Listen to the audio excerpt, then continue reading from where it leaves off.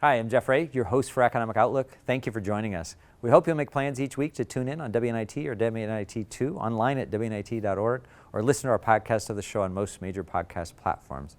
In the past, we've taken you downtown Mishawaka for a look at some of the exciting redevelopment that's happened on the former Uniroyal site. In December, a major new attraction opened on the site.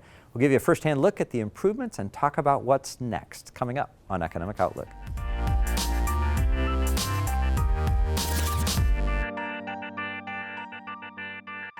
Mishawaka recently opened a 17,500 square foot ice ribbon and plaza that offers daily ice skating, birthday party rentals, skating lessons, unique ice activities, and community events. The project is part of a larger plan to redevelop the former Uniroyal site and attract new people to the downtown and the community. We're taking you back to Mishawaka for an update on what's happening along the riverfront and giving you some insight on why you should go visit if you haven't been there.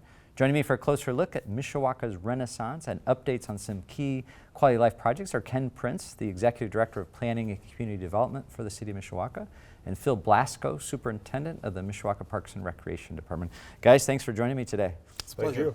Appreciate it. Well, we've had you both on before. We've watched with great interest what's happening along the riverfront in Mishawaka.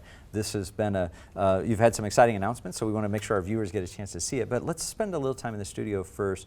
Just first, Ken, let me come your way and talk a little bit about historically. So we're talking about downtown, former Uniroyal site. Give us a little feel for the history of it for people maybe who are new to the area that don't know what happened there before.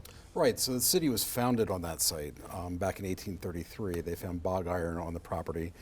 That lasted for a little while, and then when that ran out, that was really the industrial heart. Ultimately, the industry ball band expanded. Uniroyal acquired it in the 1950s, and then declared bankruptcy in the early 1990s. The city acquired the property in the late 1990s, and you were part of that master planning process. We did the River Center master plan in 1999. The facility was demolished, and the site was ready for redevelopment at the end of 2002. We put it out to bids. We had no bids and decided to build Buter Park, and kind of the rest is history. And really what Buter Park showed for us is that building quality of life improvements really aids in that redevelopment effort. So we've been at it for about 20 years now, and every time we do a new improvement, it has really helped on the redevelopment of the property. Phil, I'm going to come your way. I'm going to ask you to take your park and superintendent hat off for a second. But you're a Mishawaka kid. You grew up there, sort of obviously this big factory that Ken mentioned kind of had a looming presence. What were your impressions of the plant as a youngster in town? Yeah, so I mean, I was born and raised in Mishawaka. I was born in 1983, and so that was my whole life growing up. It was this big, huge plant with all these huge buildings, and that was downtown. There was nothing to do. I remember Central Park was a park that that I was not allowed to go to because it was kind of like so hidden and off the beaten path, and we didn't really, as a family, we didn't get to enjoy downtown. We didn't get to enjoy any of the parks because they weren't what they are now. And so coming back and seeing the transformation and being a part of that transformation is amazing. To be able to see, not only is it affecting the people that live there now, but generationally 10, 15, 20, 30, 40 years from now, that's still going to be here. And so being able to see that quality of life and the improvements downtown, and then who would have ever thought we'd have restaurants in this spot, you know, and an ice rink. And so it is amazing to be a part of that and really, you know, see our hometown just growing rapidly. Great. Ken, we're going to go stay back in time a little bit. So you talked about this master planning process and kind of creating or crafting a vision for what would happen downtown. Some of the key elements or drivers, what was it that the city hoped to accomplish as they were executing on a plan through the years? So. Right, so we were looking for mixed-use development. We thought that was very important, that you didn't just want an office building that was going to be there and operate from 9 to 5, shut the doors. We wanted that activity to go into the evening. We wanted a space where people could live. So that mixed use was a critical component. Pedestrian friendly, so downtown is different than out on Grape Road and subdivisions where you're driving everywhere. So we really wanted people to be able to walk downtown, and then architecturally significant. So we didn't want a quick building to go up, complete the development. You know, when we did the plan, we always talked about this isn't the site for a big box store. You know, we don't want to just redevelop the property. It has to really be of significance where it goes in and helps kind of that heart of the downtown be reconstructed. So those are the three principal elements that we had in that River Center master plan. Great. So Phil, I'm going to come back your way and actually put your park superintendent hat back on this time. So Ken touched on a key element, the pedestrian-friendly piece of this, and a key element was to make some connections, especially to the parks around it. So talk a little bit about maybe the parks in the downtown area and the important connection there that's sort of helping catalyze the interest in people living down there. Yeah, so the connectivity in of our parks with the Riverwalk is very key, and you have a different feel and a different atmosphere at every park you go to. Battelle Park's more of your historic park, and the Central Park's more of the teens, and then you have the Urban Park, which is our Buter Park with the Ironworks Plaza and the beer garden. And so each park, as you travel down the Riverwalk, you get a whole different experience of the city of Mishawaka, and you get a whole different atmosphere as far as family and seniors, and so just depending on what park you visit along the Riverwalk, you get a whole different feel for what Mishawaka is. We also are able to utilize that Riverwalk for many different events and programs. So we not only do we host our own 5Ks and 1K family fun runs and bubble runs and all that stuff, but a lot of community partners also utilize that Riverwalk for their use too. Great. So Ken, as Phil talks about, kind of these connections and the unique piece, bringing people down there, a little build it and they will come philosophy, sort of the development then has started to follow. So talk a little bit about maybe projects like the mill and some of those, and even the stuff that's happened on the north side, why bringing residential has been so critical to that downtown area. So over time, when Uniroyal was there, we saw really it take a toll on our businesses downtown as Uniroyal decreased in employment. So a lot of the housing down there was built as worker housing. So that worker housing was degraded over time, and what we really needed to do was change that dynamic. And one of the interesting things that has occurred over time is now it's some of the most demanded property.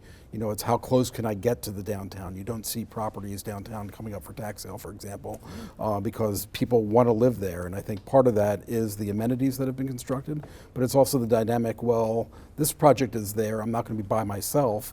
So really when the development happened on the north side of the river with River Rock, that really proved that a higher end rental environment could exist in downtown. And the nice thing about it is you can still find relatively affordable homes in close proximity. And our goal in the redevelopment efforts was not just the downtown, but how to connect neighborhoods to that downtown. So for example, our next section of the Riverwalk will connect Ray Street to Cedar Street and open up that connection to more neighborhoods, and that'll be completed this year. Great. Phil, I'm going to come your way because there's a little bit of sort of the built environment. Let's improve the park, build the connections and such. Let's attract the development down here. Let's get some housing and such down there. But the programming piece of this too. So before, and we're going to see the Ironworks in just a second, but before we see Ironworks, talk about some of the stuff your team has been doing, farmers market, other things to try to get people to concerts, whatever. Tell us a little bit about the job of bringing people down there. Yeah, so our staff has done a tremendous job, and they have the philosophy in the Parks Department, the kind of what we go by is throw it at the wall and see what sticks. And that's how we came up with some of these ideas as far as the farmers market and having it downtown. We designed that road to be our event road. And so not only does that road there on Ironworks Avenue host the Mishawaka Farmers Market, but it also hosts Food Truck Wednesdays. And we have numerous concerts that happen. And so anytime during the week, throughout the summer, you can be any of those parks and have a free event for the community. Monday nights, you have concerts at Battelle Park.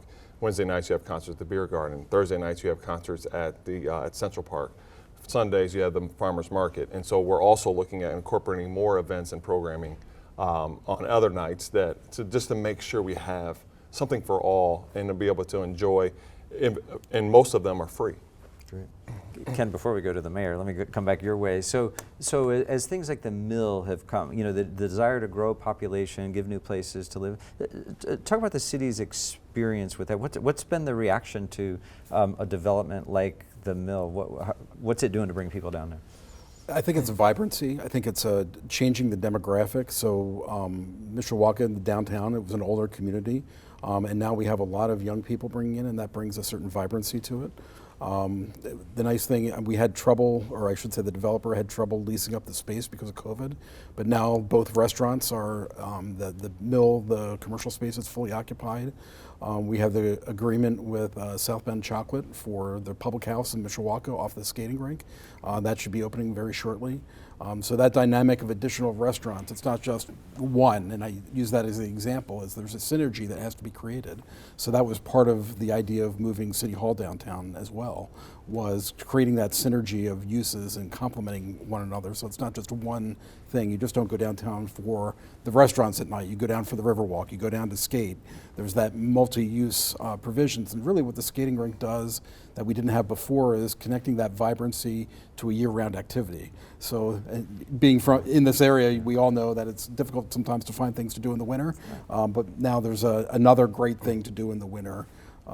So Great. All right, we're going to give our viewers a sneak peek, or not a sneak peek, a look at the Ironworks Plaza. My co-host George Lefeniotis is downtown Mishawaka with Mayor Dave Wood. George, let me toss it to you. Thanks, Jeff. I'm downtown Mishawaka, and I'm joined today by Mayor Dave Wood. Mayor, thanks for being with us. You're welcome.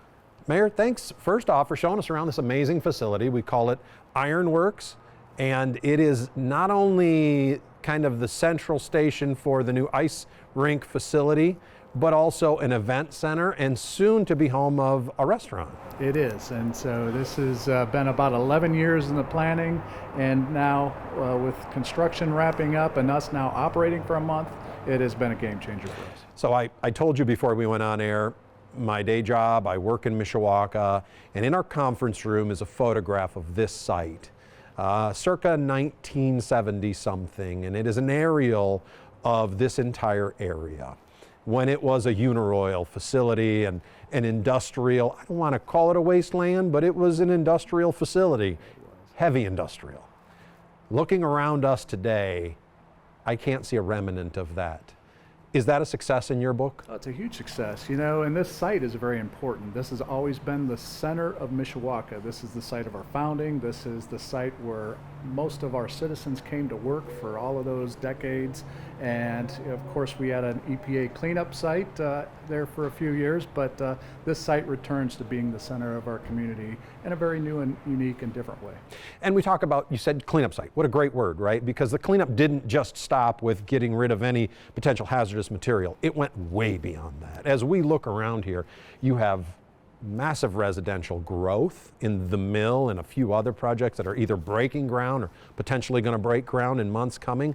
Tell us, what was the original plan when you were looking around here? I know Mayor Jeff was responsible in part for Buter Park, but really this is such an exponential growth from that point. You know, it started with the conversation with the community who worked at this site. This paid the bills for not only many households around the community, but also the tax bills for the city. And when they went out of business, you know, that conversation needed to start. Look, the factory's not coming back. Yeah. What can this site be? And so my predecessors, Mayor Jeff, Mayor Bob, really get the credit for that because they envisioned a place where people may want to live, downtown Mishawaka, where that industrial, waste site existed.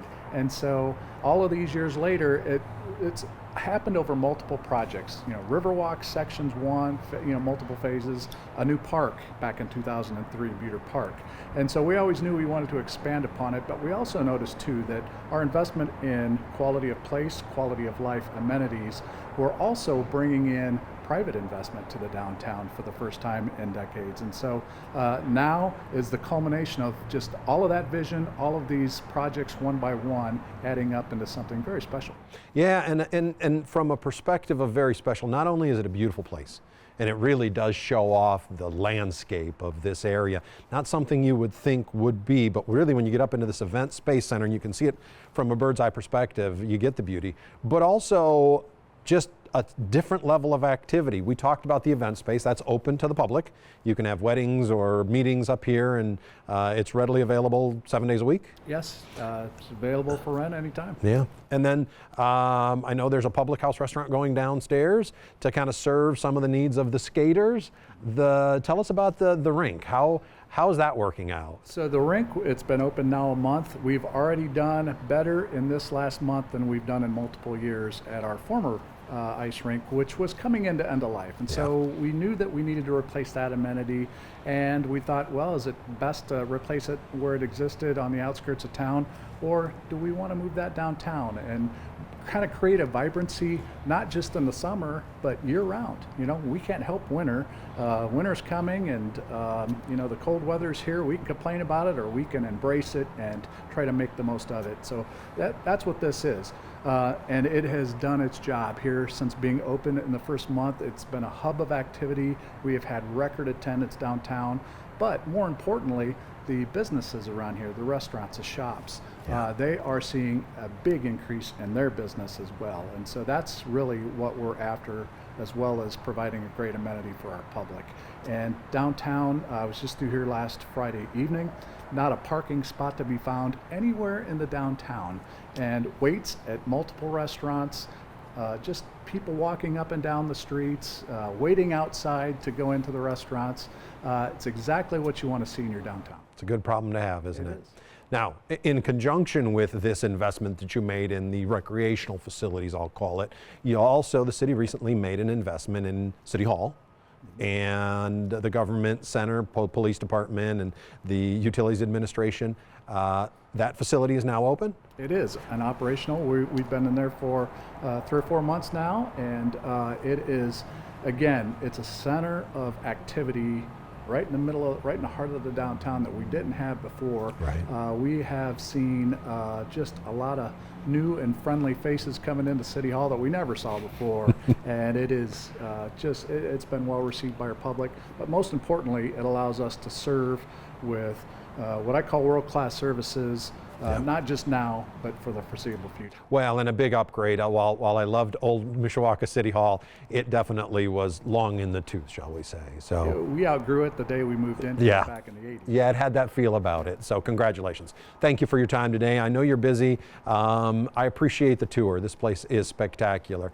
Jeff, back to you in the studio. I know you've got more to talk about with Mishawaka, downtown Mishawaka, and the exciting things that are happening, because you and Mayor Woods and your other mayors that have served this community for a long time got creative and figured out how to make it a better place to be. George, thanks, and thanks, Mayor, for giving us a look at what's going on downtown. Phil, we get a chance to see what's happening at the Ironworks, a terrific addition to our community. It's interesting for replaces Merrifield. I'm a kid who grew up in Mishawaka. I'm not all that great on skates, though, and so I probably didn't go as often as I need to. So talk to us a little about just the place, what you've tried to create. Even I think back to Merrifield was available part of the year. There wasn't much the rest of the part of the year. Tell us about what you've tried to create downtown. Yeah, so we wanted to make sure we created a space that, for example, if you weren't very good at skating, could you still enjoy an ice rink? And so that's when you see the unique amenities that we have, like the ice bumper cars. You don't need to know anything about ice skating in order to get out there, and it's just 2 joysticks that get you around. And you know, I was just out there this last Saturday, and I watched literally 12 senior citizens out there having the time of their life. They all, and I talked to them, like, well, we can't skate, but we had so much fun on your ice rink because you guys, you know, we thinking outside the box, and how can we make sure that everybody can enjoy this space, even if you can't ice skate. And so what is very interesting about that space as well is the walls will come down during as soon as the rink season is over, and then we'll be able to use that space for, we have a brew fest coming up, we have a retro music fest coming up, and we have a lot of different varieties of new events that we look to use in that plaza space. And the farmers market will grow into that plaza as well. We're looking to have anywhere from 60 to 70 vendors this year because of the growth into the plaza. Great. So Ken, talk a little. So obviously, you know, a couple objectives here. It seems like one, to provide this quality place, give residents a chance to do it, but also to attract future development opportunities. So as I'm down there, it seems like there's dirt moving in the neighborhood still. There's been a lot of construction actually in the last few years. Talk about what's next, or what other opportunities exist sort of around this area that you've just made a significant improvement to. Right, so actually under construction when you're down there, that dirt that's moving is for the Avalon. It's a mixed-use building that's going directly south of the mill project. So right off the traffic circle there, That dirt that's being moved is a little over 100 apartments with lower level commercial that we hope will be a restaurant at some point in time, but the market will determine that. So we're really excited about that. We're also working on the Mill Phase 2. So Flaherty and Collins out of Indianapolis was the developer for Phase 1. We're working with them on Phase 2. A very similar concept in terms of a parking garage that will have a couple hundred apartments and lower level commercial for restaurants. So by the time that we're done down there, there may be another 4 or 5 restaurants that are located in that area that we think will be a great dynamic in terms of bringing people downtown. Great. Downtowns have always been that center place for activity, so it's neat to see these things happen. Ken, I want to stay with you for a quick second. So all this activities happen. Obviously, there's been some tremendous public and private expenditures for somebody at home who's worried that their tax bill went up because of all these improvements downtown. Help understand sort of the mechanism and how you've been able to pay for some of those improvements down there. Right, so all the improvements have essentially been paid by tax increment financing. So this is based on new development coming in. We capture the increment between the old tax and the new, and that is put into a fund for pay for infrastructure essentially. And so for the mill, we were generating no taxes off of that property. And when the mill was developed with those hundreds of apartments, and this is only the property tax portion that's collected, so they also pay income taxes as well, but that generates well over $700,000 a year in revenue that we are then putting back into those improvements. So that's how these are being funded. It's not off the general taxes of the everyday citizen paying their property Great. taxes. Yeah, I always like to just sort of give those opportunities because I think people wonder sometimes. So thank you for helping clear that up. So, Phil, let's come your way in our last couple minutes here. Obviously, some terrific things downtown. The city's made a great commitment to quality of life. You are sort of spearheading not only programming, but you're both working on improvements. Where else? What else is happening in the parks that our folks ought to know a little bit about in our last 4 minutes or so? Yeah, so we have 2 big improvements that are happening this year. If you drive by Battelle Park, we have a new splash pad, new playground coming in. You're going to see some movement at Crawford Park as well. There'll be a one-of-a-kind playground getting put in there and a new splash pad put in there as well. But we're also looking at how can we reach out to some of our neighborhood parks and bring some more events. We're very we're trying to make sure that we can reach those that may not be able to get to the Riverwalk. And so we're looking at doing some of the pocket park events and programming to make sure that everyone gets to enjoy the parks. And so one of the things that we have also been very aware of is we just did an improvement at Temple Park, and a child that was in the neighborhood was born without eyes. And so we were able to, for the first time, bring Braille into our parks. And so now you're going to see that in all of our park improvements. We've made a commitment to their family that anytime we do a park improvement, you're going to see Braille in our parks. And so we want to make sure whenever we do improvements and whenever we have the funding to do that, anybody that comes to our park feels welcome, no matter what their superpower may be. We want to make sure that they have fun, no matter the age, and so we're very focused on that. Great. I'm going to stick with you for a second. So let's go back downtown for a second. So you've now been open, operating, introduced this to the public right before Christmas. How's the public responded to this so far? It has been great. It has been tremendous. I know at the very beginning it's like, people are trying to envision what this ice rink is going to be. Is it going to be fun? Is it going to be cool? A lot of people were very attached to Merrifield because that's where they skated when they were younger. But we are getting so many families coming down there that are just having the time of their life. We just had the winter break happen, and almost every day we had sold out sessions of people getting down there, and it's so interesting to see all these cars parked downtown. On Friday night there was nowhere to park in downtown Mishawaka, and it's amazing, especially being from Mishawaka. So it's been very well received by our community, and we're very proud of that. Great. Ken, about a minute left. So advice you'd give, obviously developments like this take a long time. What advice would you have to another community who's watching as they're thinking about undertaking some of the things you've undertaken? I think the most important thing is to develop a plan and stay the course. So I was blessed to have 3 different mayors I've worked for, and they all had similar visions in terms of holding out for the right development, not just the quickest or cheapest or however you would go. So I think that is the most critical element. We're blessed because our development was on the river, and that had another element. Not all sites are blessed that way, but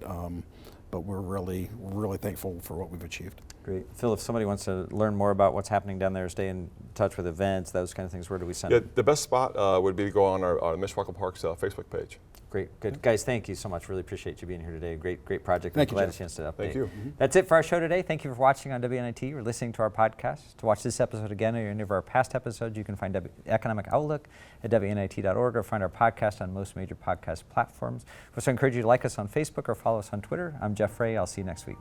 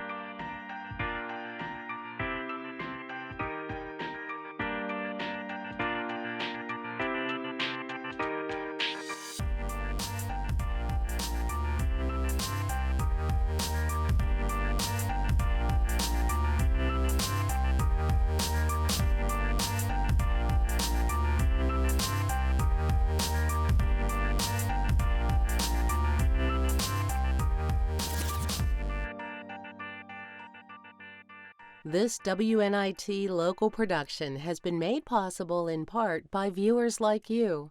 Thank you.